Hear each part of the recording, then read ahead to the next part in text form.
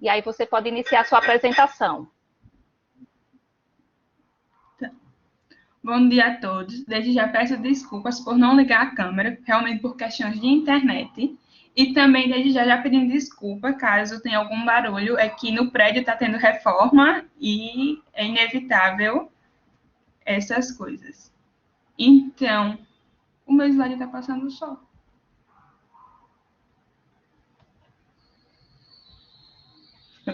O nosso tema é a continuação do tema proposto e passado pela Talislane, que é a perspectiva dos docentes sobre a importância do uso do celular no processo de ensino-aprendizagem.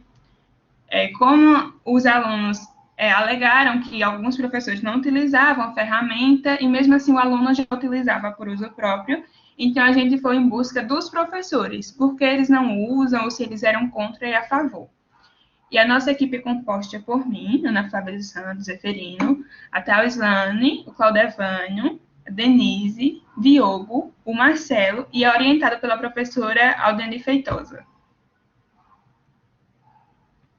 Então, como eu falei, né, os alunos alegaram sobre o uso dessa ferramenta, só que os professores não.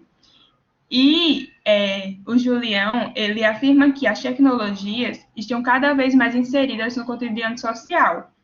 Ou seja, de tal forma, praticamente impossível imaginar a vida, principalmente dos jovens, sem o celular. Porque, independente, para sair de casa, o jovem pode esquecer o que for, mas o celular, ele sempre lembra. Então, por que a gente não tornar essa tecnologia ao nosso favor? É justamente o que o Casagrande fala, que a inclusão da tecnologia em sala de aula vem sendo implementada cada vez mais. Então, a gente tem que usar essa tecnologia ao nosso favor. A gente tem o celular, que causa dispersão, sim, nos alunos, mas aí a gente realmente não pode ter o controle em uma sala de 40 alunos para conseguir controlar os 40 que não vão mexer no WhatsApp e outras coisas. Mas aí a gente pode estipular um joguinho, nesse caso, com tempo. Então, o aluno, em vez de ele perder o tempo dele no WhatsApp, ele sabe que o joguinho ali tem um tempo rápido, então ele vai estar ali respondendo. E o Alves fala que um ambiente, que o celular, né, tem um ambiente mais atrativo em sala de aula, onde a gente pode construir valores, conhecimentos e também adquirir competências.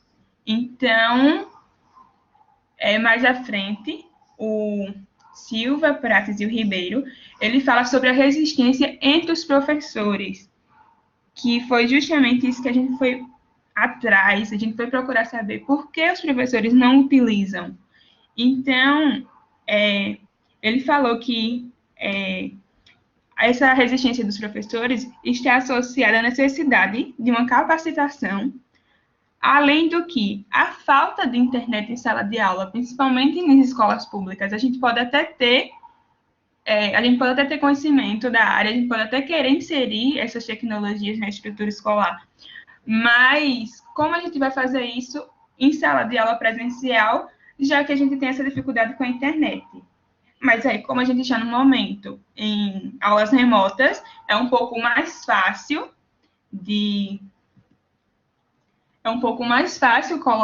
aplicar isso, e a gente veio com alternativas que possa ser utilizado tanto agora nas aulas remotas, como futuramente quando os alunos forem para as aulas presenciais. Então, a nossa metodologia, a nossa pesquisa foi realizada com os professores de área de Ciências Exatas e da Natureza, já que a gente é do curso de Química, então a gente quis abranger mais para o nosso lado. Então, a gente incluiu também aí Matemática, Física e Biologia, onde foi com um turno matutino da Estadual de Educação Básica Costa Rego, localizada na cidade de Arapiraca, Alagoas. A escola conta com mais ou menos uns 14 professores e a gente conseguiu realizar com 7. E para a realização do trabalho foi adotada a pesquisa de natureza aplicada e foi utilizada uma abordagem qualitativa. Então, a nossa metodologia foi dividida em 3 etapas. A primeira foi enviar para a coordenação e aos professores o termo de consentimento livre esclarecido, onde a gente informa qual é o objetivo do nosso trabalho, o que a gente quer com ele, e onde o professor, assim, os professores visualizaram e nos responderam. A gente enviou também pelo WhatsApp, e todos eles nos responderam que estavam dispostos a realizar a entrevista, e a gente garantiu que manteria sigilo quanto aos nomes deles. E a segunda etapa foi a realização de uma entrevista com todos esses professores que toparam. E a terceira foi uma realização de uma oficina, onde a gente apresentou 2 ferramentas para que eles pudessem usar em suas aulas, tanto nas áreas de física, química, biologia e matemática, como também em outras áreas que foi abordado e que qualquer professor poderia utilizar.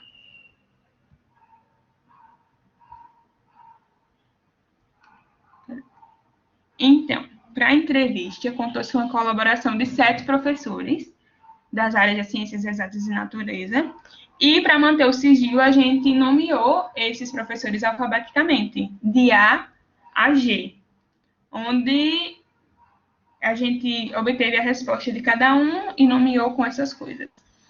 A gente começou com um questionário nessa entrevista de 5 perguntas norteadoras, e a gente fez individualmente com cada professor, por questão de horário mesmo, que estava em semana de prova, então eles estavam na correria, a maioria trabalha em mais de uma escola, então não chegava a um consenso de um horário comum a todos. Então a gente fez individualmente, alguns pela manhã, outros pela noite, e assim a gente foi se adaptando ao tempo de cada um.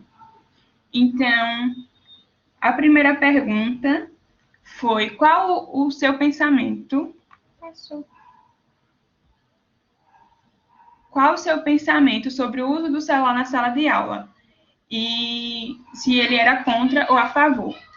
Todos os 6 professores falaram que era a favor, sim, dessa metodologia, mas apenas um professor se mostrou insatisfeito, porque, segundo ele, a gente não tinha a estrutura para controlar 40, 50 alunos, e que seria um caos liberar o celular em sala de aula. Então, ele falou que a gente não tinha também uma formação e não conseguia distinguir o que é importante para o uso em sala de aula ou que não, então que o aluno ia ficar disperso. E o Carvalho, ele fala sobre isso, que ele relata que os professores consideram, sim, importante o apoio da escola em relação ao uso de tecnologia, e que na estrutura escolar implica muito quanto a isso. É justamente aí o que aborda, se o professor faria o uso desse celular em sala de aula ou não. E é justamente essa resposta que a gente depara.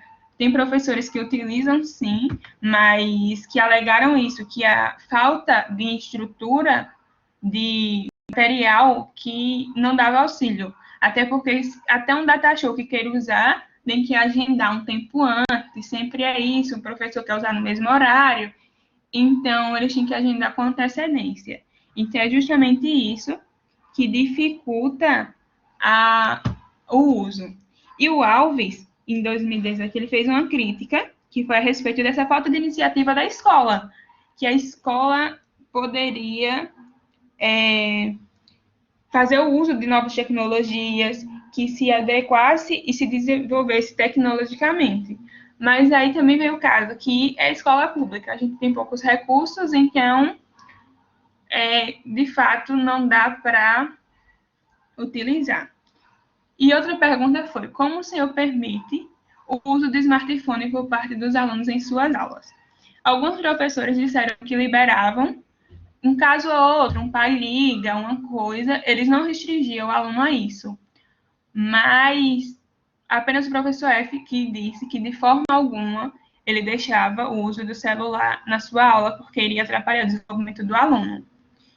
E assim, a gente seguiu com as respostas bem parecidas nas outras perguntas, foi como ele acha que poderia funcionar o recurso, e também se a faixa etária do professor influenciava, porque, segundo uma pesquisa de Sanguinetti, ele fala sobre isso, que talvez os professores mais velhos optassem por usar apenas o livro, por estarem acostumados com isso. Mas os professores que a gente utilizou foi de uma faixa etária relevante, não apenas de jovens aos mais velhos em sala de aula. E eles falaram justamente isso, que não é porque eles se prendem ao livro, é porque é o recurso que eles têm no momento, então eles tentam usar isso ao favor. E para a realização da entrevista, que seria também com esses professores das áreas abordadas. Mas, como a falta de horário não chocava para a gente dar essa entrevista, então a coordenadora da escola propôs que a gente apresentasse na reunião semanal de professores, na formação de professores, o que contou em média entre 35 a 40 docentes, oscilou entre essa faixa. E foram os professores de todas as áreas e dos 2 turnos da escola, onde a gente apresentou o simulador FIT e o jogo Kahoot. O simulador abrange apenas as áreas de ciências exatas e da natureza, mas o jogo Kahoot é um jogo de perguntas e respostas que pode ser adequado para qualquer disciplina. E a gente teve um feedback bastante positivo.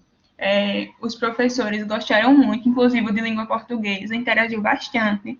Eles tiraram bastante dúvidas com a gente sobre como usar, e é justamente isso. A gente fez um postzinho para que a coordenadora postasse no grupo, informando que a gente estaria presente, falando sobre as recomendações de como usar o celular em sala de aula e apresentando os jogos. O que é os jogos, por que usar em sala de aula, qual é o objetivo de cada jogo, como criar cada jogo, que a gente mostrou o passo a passo de como o professor criaria e de como ele utilizaria com seus alunos.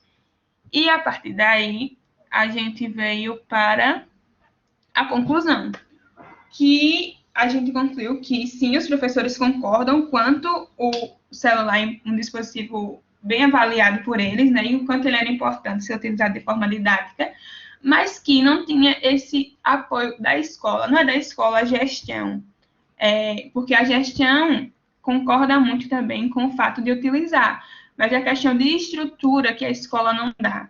Então, como eles estão em momento remoto, a maioria desses professores alegaram para a gente que iriam sim tentar inserir essas ferramentas em suas aulas. Tanto é que a gente deixou nosso contato com eles em e-mail, para caso eles tivessem alguma dúvida, entrassem em contato com a gente.